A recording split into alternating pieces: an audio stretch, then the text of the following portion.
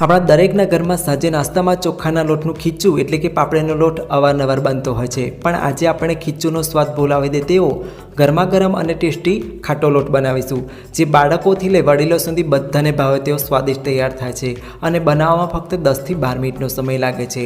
રેસીપીનું કોઈ step miss ન થાય તેના માટે વિડીયોને સ્કીપ કરીને સુધી અવશ્ય જોજો। તો ચલો રેસીપી બનાવવાનું શરૂ કરીએ। 2 થી 3 વ્યક્તિને સર્વ કરી શકાય તેટલો ઘઉંનો ખાટો લોટ બનાવવા માટે અત્યારે મેં 1 કપ ભરીને આ રીતે ઘઉંનો કરકરો લોટ લીધો છે, જે લોટથી આપણે ચૂરમાના લાડુ અને કંસા લાપસી બનાવીએ છીએ તે જ લોટનો મેં અહીંયા ઉપયોગ કર્યો છે। ગ્રામના માપથી તમે જુઓ તો 200 ગ્રામ જેટલો છે।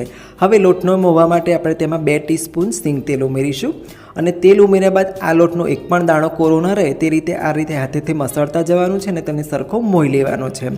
તો અત્યારે તમે જોઈ શકો છો આપણો ઘઉંનો લોટ સરખો મોવાઈ ગયો છે। તો મોવાયેલા આ ઘઉંના લોટને આપણે એક તરફ રાખવાનો છે અને આગળની પ્રોસેસ જોવાની છે।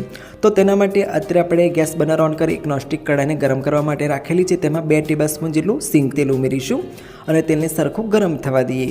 તેલ ગરમ થાય એટલે આપણે તેમાં ½ ટીસ્પૂન રાઈ ઉમેરીશું અને તેને ફૂટવા દઈશું। રાઈ આ રીતે ફૂટી જાય ત્યારબાદ આપણે તેમાં ½ ટીસ્પૂન અજમો ઉમેરીશું અને તેને પણ ફૂટવા દઈશું। સાથે આપણે ઉમેરીશું 5 થી 6 સમારેલા લીલા મરચાં અને તેની સાથે આપણે ઉમેરીશું ½ ટીસ્પૂન જેટલી હળદર અને સાથે આપણે ઉમેરીશું 1/4 ટીસ્પૂન જેટલી હિંગ અને તેની સાથે આપણે ઉમેરવાનું છે 1/4 ટીસ્પૂન જેટલું લાલ મરચું પાવડર। હવે બધા મસાલા બળે નહીં તેના માટે આપણે તેમાં અડધો કપ જેટલું પાણી ઉમેરીશું અને પાણીને સરખું ઉકળવા દેવાનું છે। હવે અહીંયા તમે જોઈ શકો છો પાણી આ રીતે સરખું ઉકળવા લાગ્યું છે, ત્યારબાદ તેમાં ઉમેરીશું 1 કપ ભરીને છાશ। તો અત્યારે આપણે ટોટલ 2 કપ છાશનો ઉપયોગ કરવાનો છે, પણ અત્યારે હું 1 કપ છાશમાં ઉમેરું છું અને છાશને સરખી ઉકળવા દઉં છું।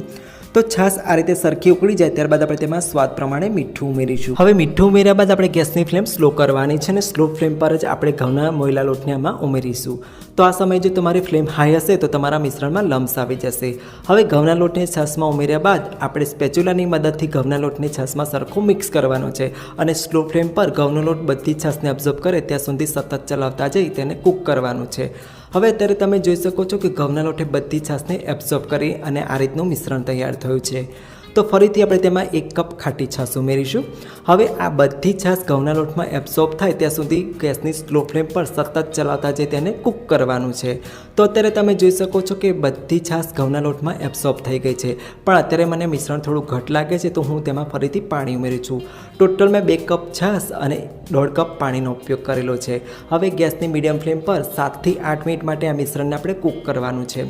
7 થી 8 મિનિટ પછી તમે જોઈ શકો છો મિશ્રણ આપણું આ રીતનું કૂક થઈ ગયું છે। તો હવે આપણે તેમાં ઉમેરીશું 1 ટેબલસ્પૂન જેટલા સમારેલા લીલા ધાણા અને સાથે આપણે તેમાં ઉમેરીશું 2 ચમચી જેટલું સિંગ તેલ। તો આ રીતે લાસ્ટમાં સિંગ તેલ ઉમેરવાથી આપણા લોટમાં ટેસ્ટ તો સરસ આવે છે, પણ સાથે સાથે આપણા લોટમાં શાઇનિંગ પણ ખૂબ સરસ આવે છે। હવે આપણે સિંગ તેલ અને લીલા ધાણાને લોટમાં સરખા મિક્સ કરી લઈશું।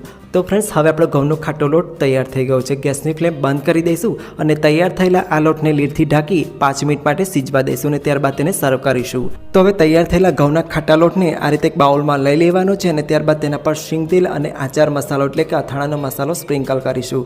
તો ફ્રેન્ડ્સ, આ રીતે કાચા શીંગ તેલ અને અથાણાના મસાલા સાથે આનું કોમ્બિનેશન ખૂબ જ સરસ લાગે છે। તો ખીચુના સ્વાદને પણ ભૂલાવી દે તેવા ઘઉંના ખાટા લોટની આ રેસીપી તમને કેવી લાગી એ કમેન્ટ સેક્શનમાં જરૂરથી કમેન્ટ કરીને જણાવજો। રેસીપી સારી લાગી હોય તો આને તમારા ફેમિલી અને ફ્રેન્ડ સાથે ચોક્કસથી શેર કરજો। ફરી મળીએ આવી એક નવી ઇન્ટરેસ્ટિંગ અને ટેસ્ટી રેસીપી સાથે। ત્યાં સુધી thanks for watching this video.